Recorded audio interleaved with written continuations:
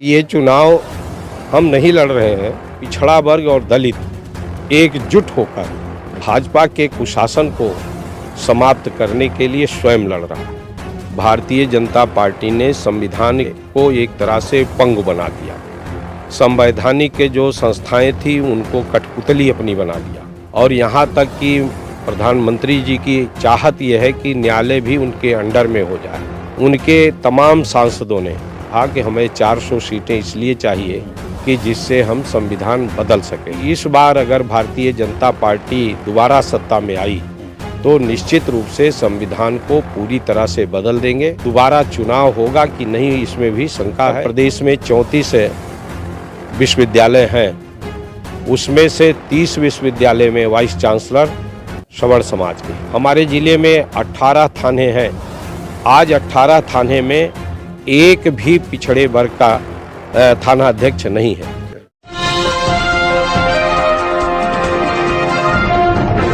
साथियों नमस्कार, मैं हूं नीरज पटेल और आप देख रहे हैं नेशनल जनमत। चुनावी यात्रा के इस क्रम में इस समय अंबेडकर नगर लोकसभा में हूं। इस बार गठबंधन से यानी कि समाजवादी पार्टी और कांग्रेस, इंडिया गठबंधन जिसको कहा जा रहा है, वहां से लालजी वर्मा जी प्रत्याशी हैं। 6 बार आप विधायक रहे हैं, इस बार लोकसभा कैंडिडेट हैं।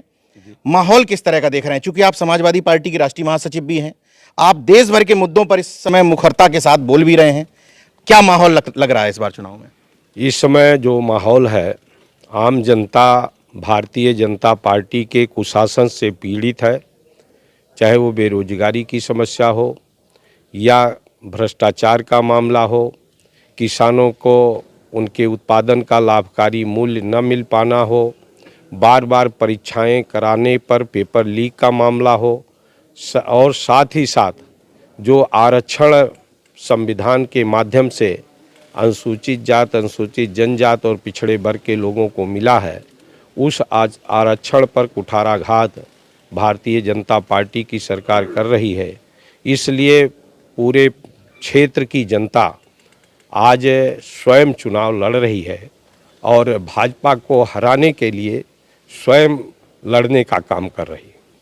इंडिया गठबंधन एक बात प्रमुखता से उठा रहा है कि अगर ये लोग आ गए, दोबारा से मोदी सरकार आ गई, तो संविधान खतरे में आ जाएगा।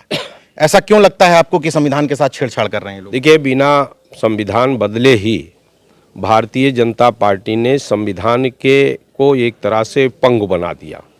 संवैधानिक के जो संस्थाएं थी उनको कठपुतली अपनी बना लिया और यहाँ तक कि प्रधानमंत्री जी की चाहत यह है कि न्यायालय भी उनके अंडर में हो जाए बिना बदले हुए। और अब निश्चित रूप से जो उनके आर्थिक सलाहकार हैं, उन्होंने इस बात को कहा कि अगर 2037 तक विकसित भारत बनाना है तो हमें संविधान को बदलना पड़ेगा। उनके तमाम सांसदों ने, पूर्व मंत्रियों ने, चाहे वो अनंत हेगड़े हों, इसके साथ निधि मिर्धा जी हों, और ये अरुण गोविल हों, लल्लू सिंह हों, जैसे तमाम लोगों ने इस बात को कहा कि हमें 400 सीटें इसलिए चाहिए कि जिससे हम संविधान बदल सकें।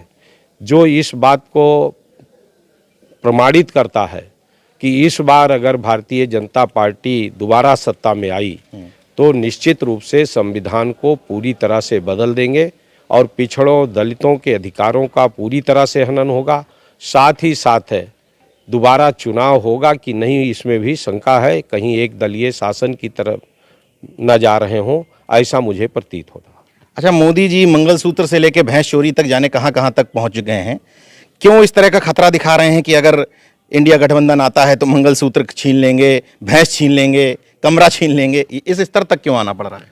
देखिए, जब सरकार जो वादा करती है उसमें पूरी तरह से फेल हो जाती है और उसको उपलब्धि बताने का कोई रास्ता नहीं रह जाता, कोई ऐसी उपलब्धि नहीं है जिसको वो प्रदर्शित कर सकें, और जब उपलब्धि नहीं होता तो वो इसी तरह से चुनाव को बदलना चाहती है हिंदू और मुस्लिम के नाम पर।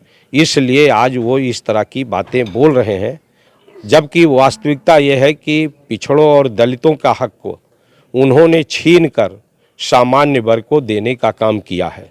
चाहे वो आर्थिक आधार पर रिजर्वेशन, जो संविधान की मूल भावना के विपरीत है, उस सहित जो भी उन्होंने आज उत्तर प्रदेश में 34 विश्वविद्यालय हैं, उसमें से 30 विश्वविद्यालय में वाइस चांसलर सवर्ण समाज के हैं। इसके साथ साथ है उत्तर प्रदेश के 75 जिलों में से अधिकांश, मैं समझता हूँ 10-12 छोड़कर बाकी जो जिलाधिकारी हैं वो भी उसी वर्ग के हैं। तो उन्होंने पिछड़ों और दलितों के हक को छीना है। हमारे ज़िले में 18 थाने हैं, आज 18 थाने में एक भी पिछड़े वर्ग का थाना अध्यक्ष नहीं है। तो माननीय मोदी जी और योगी जी ने तो हमारा हक छीना है और उन्होंने दूसरे को दे दिया है। 69,000 शिक्षकों के भर्ती में 18,000 शिक्षक, 3,084 अनुसूचित जात के और 15,000 पिछड़ी जात का हक छीन कर उन्होंने कुछ अपने लोगों को देने का काम किया है, जो इस बात को छिपाने के लिए वो हिंदू मुस्लिम की बात करते हैं। लेकिन पिछड़ों के तमाम मुखौटे इस्तेमाल करते हैं, इलेक्शन के समय सामने लाते हैं, कहते हैं इनको देख करके वोट दे दीजिए। वास्तविकता यह है कि जो स्वार्थ में, हर वर्ग में कुछ स्वार्थ में लोग रहते हैं, जो जिनको अपने स्वार्थ के अलावा समाज का हित नहीं दिखाई पड़ता और अपने स्वार्थ के कारण, अपने लाभ के लिए बहुत से लोग इस तरह का मुखौटा बनने को तैयार हो जाते हैं।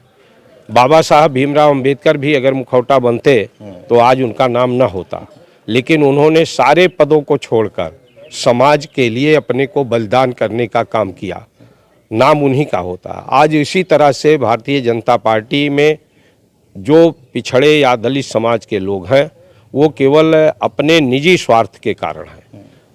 भारत सरकार का जो बार बार पिछड़ों की बात करते हैं, भारत सरकार के जो कैबिनेट मंत्री हैं, वास्तविकता ये होती है कि कैबिनेट मंत्री ही सरकार चलाते हैं। मंत्रिपरिषद उन्हीं के लिए कहा गया है कि मंत्रिपरिषद की सिफारिश पर राष्ट्रपति को कार्य करना बाध्यता होगी।